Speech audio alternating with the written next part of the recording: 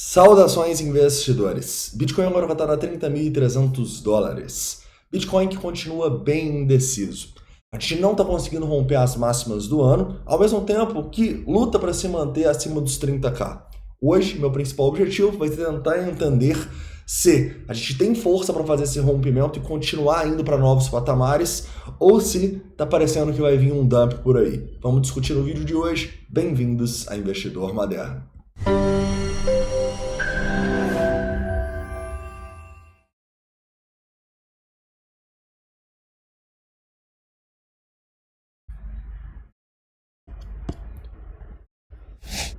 Vamos lá, investidores, eu quero começar hoje falando um pouco sobre o Bitcoin em tempos gráficos menores, tá bom? A gente vai falar um pouco sobre o 4 horas, o que está acontecendo aqui, depois a gente vai para uma análise de sentimento.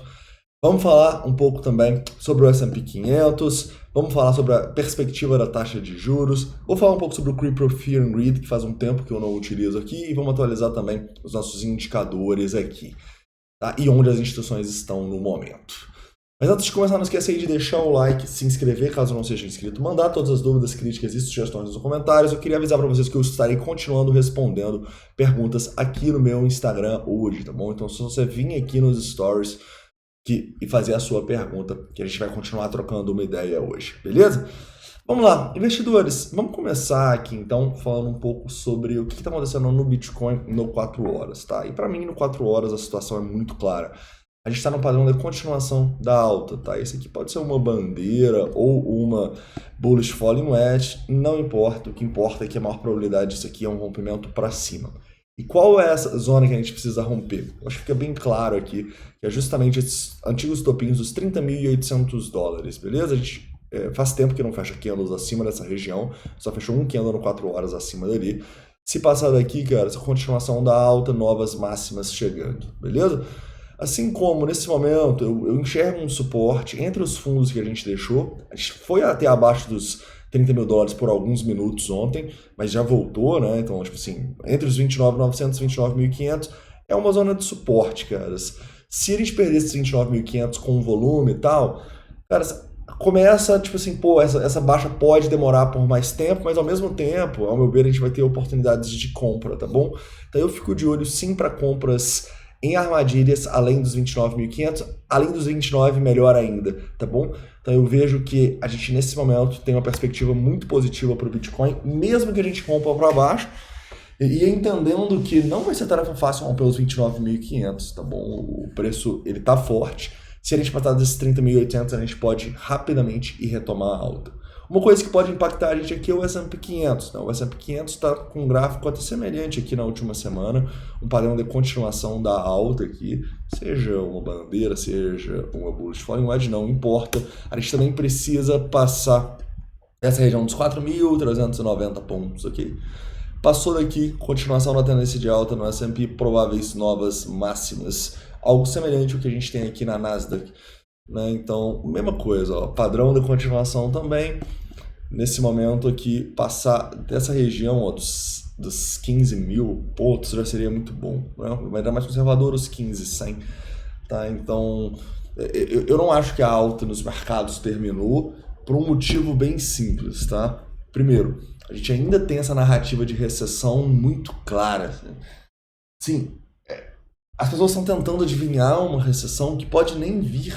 E mesmo que essa recessão venha, cara, não é porque entrou numa recessão que os mercados vão fazer isso aqui, cara.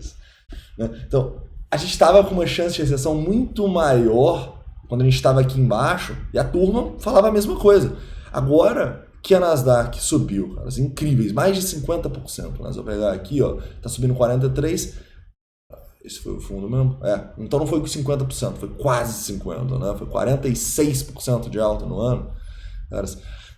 Então, assim, agora, nesse momento, cara, eu acho bem difícil a gente fazer algo assim. Eu acho bem improvável a gente ver a Nasdaq novamente abaixo dos fundos que a gente formou lá no final do ano passado, beleza? Além disso, né, eu destaco para vocês que mesmo o mercado acreditando em novas altas de juros, isso não afetou esse mercado de maneira tão direta. Beleza, a gente deu uma corrigida na semana passada, sim, mas, caras, a gente já está precificando aqui um aumento na próxima reunião e assim, um potencial aumento na próxima, né? Eles estão achando que vai ter mais um aumento só. E que a gente vai terminar o ano aqui com algo próximo de 5,25, 5,50 taxa de juros. Ou seja, o mercado já está precificando que não vai ter mais queda de juros esse ano. Pelo contrário, está precificando alta. E mesmo assim, os mercados estão fortes, em especial o Bitcoin. O Bitcoin, na teoria, ele deveria estar sofrendo bem mais com essa questão da taxa de juros, né? E com mais um aumento ou 2 aumentos aí que o Fed está programando. Mas olha o que a gente fez na semana passada. Olha esse fechamento no semanal, galera. Não tem como você olhar para um gráfico desse e olhar, falar que é bearish, que isso aqui é um topo duplo, a gente vai despencar. Não faz o menor sentido, né? Para você ter um topo duplo aqui, você vai ter que romper a linha do pescoço. Então não faz nenhum sentido gritar topo duplo aqui numa tendência de alta que a maioria do mercado continua pessimista, né? E eu falo assim, a maioria do mercado continua pessimista muito por causa dos nossos indicadores de sentimento, né? A gente continua vendo a maioria do mercado apostando em short, e a gente continua tendo aqui divergência bullish no CVD, muita gente vendendo, correto? Então, esses indicadores que me mostram que de maneira prática a turma ainda continua pessimista, ok? Porém, não é porque a turma está pessimista que a gente já não começa a ver um pouco de euforia nos mercados, né? Então, a gente começou a ver muitas altcoins pumpando novamente. Que bom, né? A gente tem várias altcoins agora. Cada dia uma está pumpando, que está muito bom. Mas é importante a gente entender que se essa euforia voltar, é mais um fator para a gente colocando dinheiro no bolso, tá bom? Por isso que a gente vendeu um pouco nesses últimos topos aí. Eu acho que não é uma zona ruim para vender até o topo dos 31.500. Passou dali, caras, segura a mão. Mas vender, eu falo, colocar um pouco de dinheiro no bolso, diminuir um pouquinho a exposição, sabe? Não é para tentar caçar um topo e perder o bonde, caras. A turma que tá, a grande maioria dessas pessoas que estão clamando por uma queda, são pessoas que perderam o bonde, porque estão caçando topo desde aqui, ó, dos 17 mil dólares. Quantos topos já foram caçados aqui e, basicamente, não tá dando certo. Por quê? Porque a tendência é clara de alta. Então não brigue contra a tendência. Isso aí é a base da análise técnica. Então, se você tentar caçar um topo, vender tudo aqui, cara, pode até dar certo, né? Vamos supor que a gente vai achar um topo ali nos 32, 33, você acerta o topo. Pode dar certo, mas a maior probabilidade é que não dê. E você pode ter certeza, Keras. Essa turma que começou a caçar topo, tá preso agora, rezando pro Bitcoin voltar e dar uma chance, eles provavelmente vão ser as pessoas que vão comprar no topo. Por quê? Porque quanto mais tempo você fica preso assim, maior aumenta aquele seu sentimento de FOMO, né? O medo de ficar de fora. Então, quando a gente estiver, por exemplo, pumpando aqui, quando tudo estiver apontando para cima e as pessoas realmente começarem a ficar eufóricas, vai ser onde os caçadores de topo vão entrar e aí sim eles vão acertar o topo. Só que é o contrário. É o que sempre acontece no mercado, galera. Então, parem de caçar topo, pelo amor de Deus, tá? E detalhe, né? A gente já vê aqui também no nosso Fear Read ganância.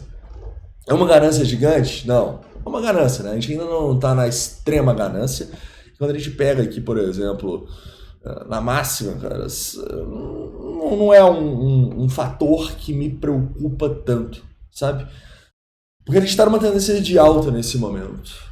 Então, se eu for vender só porque a gente ficou em ganância aqui, eu estaria fechando os olhos para todos os indicadores que me mostram que as pessoas estão vendendo, né? Então, eu prefiro usar esse indicador para períodos mais extremos, tá? Então, por exemplo, extremo medo, cara, quando a gente estava lá naquelas quedas do ano passado, era compra óbvia. Extrema ganância, igual a gente ficou em alguns momentos aqui, também é venda, tá? Então, se a gente voltar para uma extrema ganância aqui, caras, beleza. Aí eu vou utilizar mais esse indicador, vou dar mais representatividade por ele, porque ele está há meses aqui nele não muito volátil, né? Então, isso aqui me mostra só o óbvio. Colocar um pouco de dinheiro faz sentido, mas não é para tentar caçar o topo do Bitcoin, tá bom? Porque quem está caçando, agora a única chance é rezar para o mercado recuar para eles voltarem e pegar o bonde, que já perdeu, cara. Já perderam o bonde do Bitcoin, já perderam o bonde do S&P 500, já perderam o bonde da Nasdaq, daqui a pouco perdem um bonde do Ibovespa também. Então, assim, não caçem topo e não usem narrativas para validar possíveis topos numa tendência de alta, beleza? Tranquilo. Tendo isso em vista, né, vamos continuar aqui a nossa análise.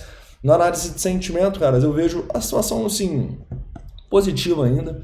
tá bom? Então não tem muito com o que se preocupar aqui, continua bem legal, a gente ainda continua com aquele suporte grande de aumento de Open Interest que a gente teve, então recuos são oportunidades de compra, na minha opinião, beleza? Em especial nos 29 mil dólares.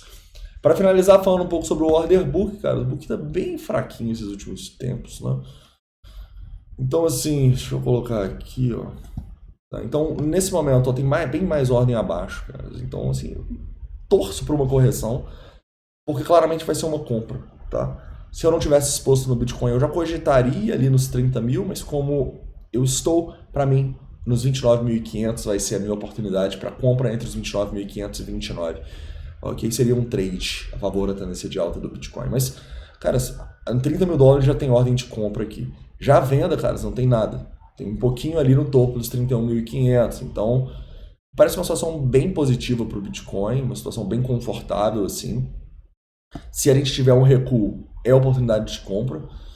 Olha só a predominância compradora, 4.100 contra 3.000, 9.500 contra 6.200. Cara, até os 29 tem 15 mil Bitcoins na Binance Futures. É muita coisa, tá? Comparativamente, caras, ó, só tem 9 mil para venda e até o topo 8.300. Então, caras, o caminho é para cima, tá? Porém, não quer dizer que a gente só vá subir. Então, as correções, elas são importantes justamente para estopar e liquidar a turma que emocionou. Então, repara que ontem, quando a gente caiu abaixo dos 30 mil dólares, a gente teve 300 milhões de dólares de venda, cara. E bastante liquidação aqui, uns 10 milhões de liquidação, somando. Então, essas correções são naturais para a turma que emocionou e comprou no topo começar a vender, começar a desistir do mercado, a desistir do Bitcoin, né? Então é importante essas vendas, faz parte do ciclo das tendências e das correções, beleza?